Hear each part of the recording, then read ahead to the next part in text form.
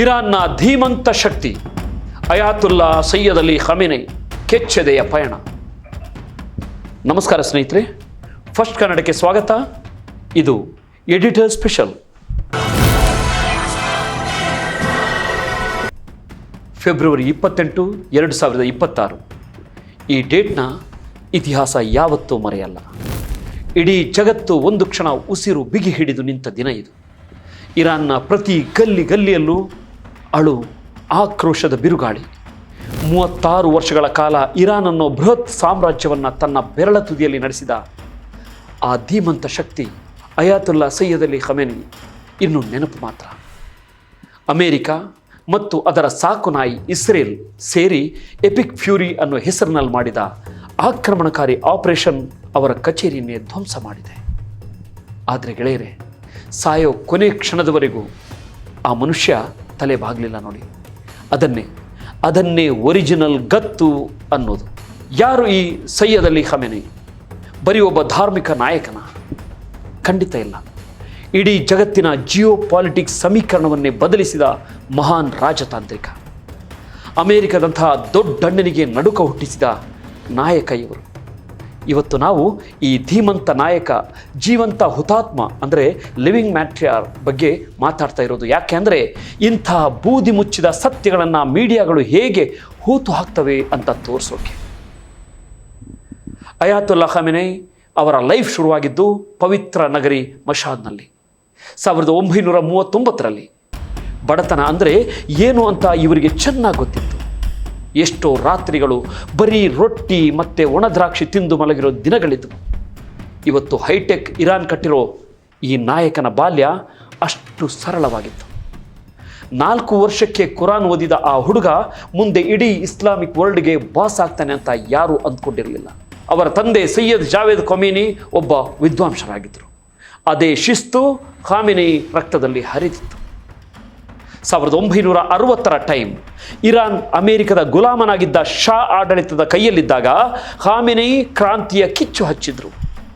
ಶಾ ಅವರ ಕ್ರೂರ ಗುಪ್ತಚರ ಸಂಸ್ಥೆ ಸಾವಾಕ್ ಇವರನ್ನು ಅರೆಸ್ಟ್ ಮಾಡಿ ಚಿತ್ರ ಹಿಂಸೆ ಕೊಡ್ತು. 10 ದಿನಗಳ ಕಾಲ ಆ ಕತ್ತಲು ಜೈಲಿನಲ್ಲಿ ಅನುಭವಿಸಿದ ನರಕ ಯಾತನೆ ಇವರ ಸಿದ್ಧಾಂತವನ್ನು ಬದಲಿಸಲಿಲ್ಲ, ಬದಲಿಗೆ ಮತ್ತಷ್ಟು ಸ್ಟ್ರಾಂಗ್ ಮಾಡಿತು. ಅಂದು ಅವರು ಅನುಭವಿಸಿದ ನೋವು ಅವರಿಗೆ ಅಮೆರಿಕದ ಅಸಲಿ ಬಣ್ಣವನ್ನು ತೋರಿಸಿಕೊಟ್ಟಿತ್ತು. ಅವರ ಹಳೆಯ ಮಿಲಿಟರಿ ಫೋಟೋಗಳನ್ನೊಮ್ಮೆ ನೋಡಿ, ಆ ಕಣ್ಣಿನ ತೇಜಸ್ಸು ಇವತ್ತಿನ ಯುವಕರಿಗೆ ದೊಡ್ಡ ಪಾಠ. ಸಮರ ಭೂಮಿಯ ಸಿಂಹ ಮತ್ತು ವಿಜ್ಞಾನದ ವಿಷನ್. 1979ರಲ್ಲಿ ಕ್ರಾಂತಿ ಏನೋ ಗೆಲ್ತು, ಆದರೆ ಕಷ್ಟಗಳು ಮುಗಿಲಿಲ್ಲ. ಇರಾನ್ ಮೇಲೆ ಯುದ್ಧ ಸಾರಿತು. ಈ ಸಮಯದಲ್ಲಿ ಖಮೇನಿ ಕಚೇರಿಯಲ್ಲಿ ಕೂತು ಆರ್ಡರ್ ಮಾಡಲಿಲ್ಲ ಗೆಳೆಯರೆ, ಸ್ವತಃ ಸೈನಿಕ ಉಡುಪು ಧರಿಸಿ ಯುದ್ಧ ಭೂಮಿಗೆ ಹೋದರು. ನೀವು ಸೈನ್ಯದ ನಡುವೆ ನಿಂತಿರೋ ಅವರ ಫೋಟೋಗಳನ್ನು ನೋಡಬಹುದು. 1981ರಲ್ಲಿ ಇವರ ಮೇಲೆ ಟೇಪ್ ರೆಕಾರ್ಡ್ನಲ್ಲಿ ಬಾಂಬ್ ಇಟ್ಟು ದಾಳಿ ನಡೆಸಿದರು. ಅವರ ಬಲಗೈ ಶಾಶ್ವತವಾಗಿ ಪಾರ್ಶ್ವವಾಯುವಿಗೆ ಒಳಗಾಯಿತು. ಆದರೆ ಆ ಟೈಮ್ನಲ್ಲೂ ಅವರು ಅಂದಿದ್ದು ಒಂದೇ ಮಾತು: ನನ್ನ ಮೆದುಳು ಮತ್ತು ನಾಲಿಗೆ ಕೆಲಸ ಮಾಡುವವರೆಗೆ ನನಗೆ ಈ ಕೈಯ ಅಗತ್ಯವಿಲ್ಲ. ಅಂದಿನಿಂದ ಇವರನ್ನು ಜೀವಂತ ಹುತಾತ್ಮ, ಲಿವಿಂಗ್ ಮ್ಯಾಟ್ರಿಯಾರ್ ಅಂತ ಕರೆದರು. ತುಂಬ ಜನ ಅನ್ಕೋತಾರೆ ಇವರು ಬರೀ ಧಾರ್ಮಿಕ ನಾಯಕ ಅಂತ. ಆದರೆ ಬಾಸ್, ಖಮೇನಿ ಅಪ್ಪಟ ಸೈನ್ಸ್ ಪ್ರೇಮಿ. ವಿಜ್ಞಾನವೇ ಶಕ್ತಿ ಅನ್ನೋದು ಅವರ ಮಂತ್ರವಾಗಿತ್ತು. ಇವತ್ತು ಇರಾನ್ ನ್ಯಾನೋ ಟೆಕ್ನಾಲಜಿಯಲ್ಲಿ ವರ್ಲ್ಡ್ನಲ್ಲೇ 4ನೇ ಪ್ಲೇಸ್ನಲ್ಲಿದೆ ಅಂದರೆ ಅದಕ್ಕೆ ಇವರ ವಿಷನ್ ಕಾರಣ. ನಮಗೆ ಪರಮಾಣು ಬಾಂಬ್ ಬೇಡ, ಅದು ಇಸ್ಲಾಂಗೆ ವಿರುದ್ಧ, ಆದರೆ ಪರಮಾಣು ತಂತ್ರಜ್ಞಾನದ ಹಕ್ಕು ನಮಗೆ ಬೇಕೇ ಬೇಕು ಅಂತ ಅಮೆರಿಕದ ಕಣ್ಣಲ್ಲಿ ಕಣ್ಣಿಟ್ಟು ಹೇಳ್ತಿದ್ರು. ಇವರ ಕಾಲದಲ್ಲೇ ಇರಾನ್ ಸ್ಪೇಸ್ಗೆ ಸ್ಯಾಟಲೈಟ್ ಕಳಿಸಿ ಜಗತ್ತೇ ಬೆರಗಾಗುವಂತೆ ಮಾಡಿತ್ತು.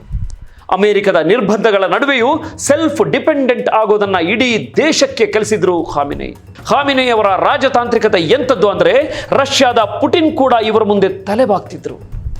2015ರಲ್ಲಿ ಪುಟಿನ್ ಬಂದು ಇವರಿಗೆ ಅತ್ಯಂತ ಹಳೆಯ ಕುರಾನ್ ಹಸ್ತಪ್ರತಿಯನ್ನು ಗಿಫ್ಟ್ ಕೊಟ್ಟಿದ್ರು.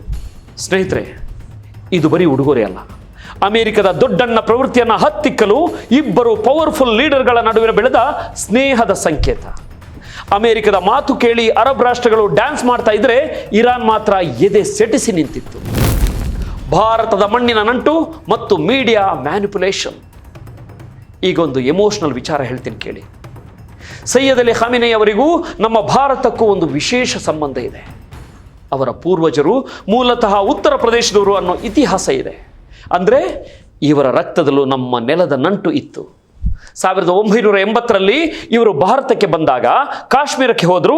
ಅಲ್ಲಿಂದ ನಮ್ಮ ಬೆಂಗಳೂರಿನ ರಿಚ್ಮಂಡ್ ಟೌನ್ ಮತ್ತು ಅಲಿಪುರಕ್ಕೂ ಬಂದಿದ್ದರು. ಅಲಿಪುರ ಚಿಕ್ಕಬಳ್ಳಾಪುರದಲ್ಲಿದೆ. ಅಲಿಪುರದಲ್ಲಿರೋ ಆಸ್ಪತ್ರೆ ಇರಾನ್ ನೆರವಿನಿಂದಲೇ ಕಟ್ಟಿದ್ದು. ಅವರಿಗೆ ನಮ್ಮ ನೆಲದ ಮೇಲೆ ಅಷ್ಟು ಪ್ರೀತಿ ಇತ್ತು. ಆದರೆ ಇವತ್ತು ನಮ್ಮಲ್ಲಿರೋ ಕೆಲವರು ಇದನ್ನೆಲ್ಲ ಮರೆತು ಮಾತಾಡ್ತಾರೆ. ಈಗ ಮೀಡಿಯಾ ಬಗ್ಗೆ ಮಾತಾಡೋಣ. ಈ ಇರಾನ್ ನಾಯಕರ ಹತ್ಯೆಯಾದಾಗ ಅಥವಾ ಅವರ ಸಾವಿನ ಟೈಮ್ನಲ್ಲೂ ನಮ್ಮ ಕೆಲವು ಗೋಧಿ ಮೀಡಿಯಾಗಳು ಮಾಡೋ ಅವಾಂತರ ಒಂದೆರಡಲ್ಲ. ಇದನ್ನೇ ನೋಮ್ ಚೋಮ್ಸ್ಕಿ ಮ್ಯಾನುಫ್ಯಾಕ್ಚರ್ಡ್ ಕನ್ಸೆಂಟ್ ಅಂದಿದ್ದು. ಕೋಟ್ಯಂತರ ಜನ ಅಳ್ತಿರೋದನ್ನು ತೋರಿಸೋ ಬದಲು ಎಲ್ಲೋ ಒಂದು ಮೂಲೆಯಲ್ಲಿ ಪಟಾಕಿ ಸಿಡಿಸೋ ಕೇವಲ 10 ಜನರನ್ನು ತೋರಿಸಿ ಇಡೀ ಇರಾನ್ ಸಂಭ್ರಮಿಸ್ತಿದೆ ಅಂತ ಸುಳ್ಳು ಹೇಳ್ತಾರೆ. ಕ್ಯಾಮರಾ ವೈಡ್ ಆಗಿ ತೋರಿಸಿದ್ರೆ ಜನಸಾಗರ ಕಾಣುತ್ತೆ. ಆದರೆ ಅವರು ಝೂಮ್ ಮಾಡಿ ಕೇವಲ 10 ಜನರನ್ನ ಮಾತ್ರ ತೋರಿಸ್ತಾರೆ. ಇದು ಸಾರ್ವಭೌಮ ದೇಶದ ಮೇಲೆ ನಡೆಯೋ ವೈಚಾರಿಕ ದಾಳಿ ಅಲ್ಲದೆ ಮತ್ತೇನು. ಒಂದು ಇಂಟ್ರೆಸ್ಟಿಂಗ್ ಕಂಪ್ಯಾರಿಸನ್ ನೋಡಿ. ಜೆಫ್ರಿ ಎಫ್ಸ್ಟಿನ್ ಅನ್ನೋ ಕಾಮಾಂಧರ ಪಟ್ಟಿಯಲ್ಲಿ ಪ್ರಪಂಚದ ಎಷ್ಟೋ ದೊಡ್ಡ ಲೀಡರ್ಗಳ ಹೆಸರಿತ್ತು. ಯಾರೋ ದೊಡ್ಡಣ್ಣನ ಖುಷಿ ಪಡಿಸೋಕೆ ಬಟ್ಟೆ ಬಿಚ್ಚಿ ಡ್ಯಾನ್ಸ್ ಮಾಡಿದ ನಾಯಕರ ಲಿಸ್ಟ್ ದೊಡ್ಡದಿದೆ. ಆದರೆ ಆ ಸಾವಿರಾರು ಪುಟಗಳಲ್ಲಿ ಈ ಸಯ್ಯದ್ ಅಲಿ ಖಾಮೆನಿ ಅನ್ನೋ ಹೆಸರಿರಲಿಲ್ಲ. ಯಾಕೆ ಗೊತ್ತಾ? ಇವರು ಎದುರಿಸಿ ಹುತಾತ್ಮರಾದರೆ ಹೊರತು ಹೆದರಿ ಡ್ಯಾನ್ಸರ್ ಆಗಲಿಲ್ಲ. ತನ್ನ ದೇಶದ ಸ್ವಾಭಿಮಾನವನ್ನು ಯಾವುದೇ ಕಾಮಗಾರನ ಕೋಟೆಯಲ್ಲಿ ಅಡವಿಡಲಿಲ್ಲ. ಅದಕ್ಕೆ ಇವರು ಮಾಸ್ ಲೀಡರ್. ಗೋಧಿ ಮೀಡಿಯಾ, ಬಣ್ಣ ಬಯಲು ಮತ್ತು ಅಂತ್ಯವಿಲ್ಲದ ಕಿಚ್ಚು. ನಮ್ಮ ಕೆಲವು ಕನ್ನಡ ಚಾನೆಲ್ಗಳ ಪರಿಸ್ಥಿತಿ ನೋಡಿದರೆ ಅಸಹ್ಯ ಅನಿಸುತ್ತೆ. ಇಸ್ರೇಲ್ನ ತನ್ನ ಸ್ಟೆಪ್ ಡ್ಯಾಡಿ ಅಂತ ಅಂದ್ಕೊಂಡಿರೋ ಕೆಲವು ಪತ್ರಕರ್ತರು ಇರಾನ್ ಮೇಲೆ ಬಾಂಬ್ ಬಿದ್ದಾಗ ಸ್ಟುಡಿಯೋದಲ್ಲಿ ಹಬ್ಬ ಮಾಡ್ತಾರೆ. ನಡು ರೋಡಲ್ಲಿ ಕುಡಿದು ತೂರಾಡೋರು, ಹಗರಣಗಳಲ್ಲಿ ಸಿಲುಕಿರೋರು ಇವತ್ತು ಖಾಮೆನಿ ಅವರಿಗೆ ಸ್ತ್ರೀ ಸ್ವಾತಂತ್ರ್ಯದ ಪಾಠ ಮಾಡ್ತಾರೆ. ಇರಾನ್ನ ಇತಿಹಾಸ ಗೊತ್ತಿಲ್ಲ, ಅಲ್ಲಿನ ಜನರ ದಟ್ಟವಾದ ನಂಬಿಕೆ ಗೊತ್ತಿಲ್ಲ. ಬರೀ ವಾಟ್ಸಪ್ ಮೆಸೇಜ್ ಓದ್ಕೊಂಡು ವಿಕೃತವಾಗಿ ಮಾತಾಡ್ತಾರೆ. ಒಬ್ಬ ನಾಯಕ ಹುತಾತ್ಮನಾದಾಗ ಮನುಷ್ಯತ್ವ ಇರೋ ಯಾರೂ ಈ ರೀತಿ ಸಂಭ್ರಮಿಸಲ್ಲ. ಇದು ನಮ್ಮ ಪತ್ರಿಕೋದ್ಯಮದ ಅತಿ ದೊಡ್ಡ ಪತನ. ಇಡೀ ಪ್ರಪಂಚವೇ ಇಸ್ರೇಲ್ ಅಂದರೆ ಹೆದರಿ ನಡುಗುವಾಗ ಪ್ಯಾಲೆಸ್ತೈನ್ ಪರವಾಗಿ ಎದೆ ಸೆಟಿಸಿ ನಿಂತಿದ್ದು ಇದೇ ಖಾಮೆನಿ. ಸ್ನೇಹಿತರೆ, ಇದು ಇಸ್ರೇಲ್ ಅಲ್ಲ, ಇಸ್ರೇಲ್ ಕ್ಯಾಪ್ಚರ್ಡ್ ಪ್ಯಾಲೆಸ್ತೈನ್. ಇನ್ನು ಮುಂದೆ ಇದನ್ನ ಹೀಗೆ ಸಂಬೋಧಿಸಬೇಕು ಕೂಡ. ಈ ಇಸ್ರೇಲ್ ಆಕ್ಯುಪೈಡ್ ಪ್ಯಾಲೆಸ್ತೈನ್ ಅನ್ನೋದು ಇನ್ವಿನ್ಸಿಬಲ್ ಅನ್ನೋ ಹೈಪ್ ಅನ್ನ ಪುಡಿಗಟ್ಟಿದ್ದು ಇದೇ ಇರಾನ್. 86ನೇ ವಯಸ್ಸಿನಲ್ಲೂ ಆ ಸಿಂಹದ ಗರ್ಜನೆ ಕಡಿಮೆ ಆಗಿರಲಿಲ್ಲ. ನೆತನ್ಯಾಹು ಬಂಕರ್ ಒಳಗೆ ಅಡಗಿ ಕೂತ್ಕೊಳ್ಳೋ ಹಾಗೆ ಮಾಡಿದ್ದು ಇವರ ಪವರ್. ಇವರು ಅಮೆರಿಕದ ಮುಂದೆ ಮಂಡಿಯೂರಿದ್ರೆ ರಾಜಭೋಗ ಅನುಭವಿಸಬಹುದಿತ್ತು. ಆದರೆ ಇವರು ಆರಿಸ್ಕೊಂಡಿದ್ದು ಸಿದ್ಧಾಂತದ ಹಾದಿ. ಸಾವಿಗೆ ಹೆದರಿ ಬದುಕುವುದಕ್ಕಿಂತ ಸಿದ್ಧಾಂತಕ್ಕಾಗಿ ಸಾಯುವುದೇ ಲೇಸು. ಇದೇ ಸಯ್ಯದ್ ಅಲಿ ಖಾಮೆನಿ ಅವರ ಲೈಫ್ ಮಂತ್ರ. 2026 ಫೆಬ್ರವರಿ 28ರಂದು ಅವರು ಪ್ರಾಣ ಕಳೆದುಕೊಂಡಿರಬಹುದು. ಆದರೆ ಅವರು ಬಿಟ್ಟು ಹೋದ ಪ್ರತಿರೋಧದ ಸಿದ್ಧಾಂತ ಎಂದಿಗೂ ಈ ನೆಲದ ಮೇಲೆ ಸಾಯಲ್ಲ. ಇರಾನ್ ಇಂದು ತಬ್ಬಲಿಯಾಗಿರಬಹುದು, ಆದರೆ ಆತ್ಮಾಭಿಮಾನದ ಹಾದಿ ಮಾತ್ರ ಕ್ಲಿಯರ್ ಆಗಿದೆ. ಸತ್ಯ ಯಾವತ್ತೂ ಅನಾಮಧೇಯ ಜನಸಾಗರದ ಕಣ್ಣೀರಿನಲ್ಲಿರುತ್ತೆ ಬಾಸ್, ಕಾರ್ಪೊರೇಟ್ ಸ್ಟುಡಿಯೋಗಳ ಸುಳ್ಳಿನಲ್ಲ. ಅಂದರೆ ಖಾಮೆನಿಯವರನ್ನ US ಪ್ರೇರಿತ ಮೀಡಿಯಾಗಳು ಕ್ರೂರಿ, ನಿರಂಕುಶವಾದಿ, ಪ್ರಜಾಪೀಡಕ, ಹೆಣ್ಣು ಮಕ್ಕಳ ಸ್ವಾತಂತ್ರ್ಯ ಭಂಜಕ ಎಂದೆಲ್ಲ ಬಿಂಬಿಸಲಾಗಿತ್ತು, ನಂಬಿಸಲಾಗ್ತಿತ್ತು.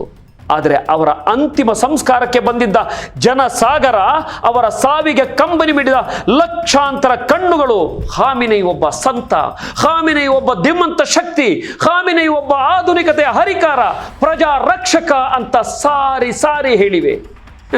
ಇಷ್ಟು ಸಾಕಲ್ಲವೇ ಒಬ್ಬ ವ್ಯಕ್ತಿಯ ವ್ಯಕ್ತಿತ್ವವನ್ನು ಅಳಿಲಿಕ್ಕೆ? ವೀಕ್ಷಕರೇ, ನಿಮ್ಮ ಪ್ರಕಾರ ಒಬ್ಬ ನಾಯಕ ಅಂದರೆ ಹೇಗಿರಬೇಕು? ಅಮೆರಿಕದ ಮುಂದೆ ಮಂಡಿಯೂರೋಣ ಅಥವಾ ಸಾಯೋವರೆಗೂ ಎದೆ ಸೆಟಿಸಿ ನಿಲ್ಲೋಣ? ಕಮೆಂಟ್ ಮಾಡಿ ತಿಳಿಸಿ. ಶಹೀದ್ ಸಯ್ಯದ್ ಅಲಿ ಖಾಮೆನಿ ಅವರಿಗೆ, ಅವರ ಎದೆಗಾರಿಕೆಗೆ, ಅವರ ತ್ಯಾಗ ಮನೋಭಾವಕ್ಕೆ ಒಂದು ಸಲಾಂ ಹೇಳಿಬಿಡೋಣ. ಯಾಕಂದರೆ ಇದು ಕೇವಲ ಸುದ್ದಿ ಅಲ್ಲ, ಸುದ್ದಿಯ ವಿಶ್ಲೇಷಣೆಯೂ ಅಲ್ಲ, ಇದೊಂದು ಚಳುವಳಿ. ನೋಡ್ತಾ ಇರಿ ಫಸ್ಟ್ ಕನ್ನಡ.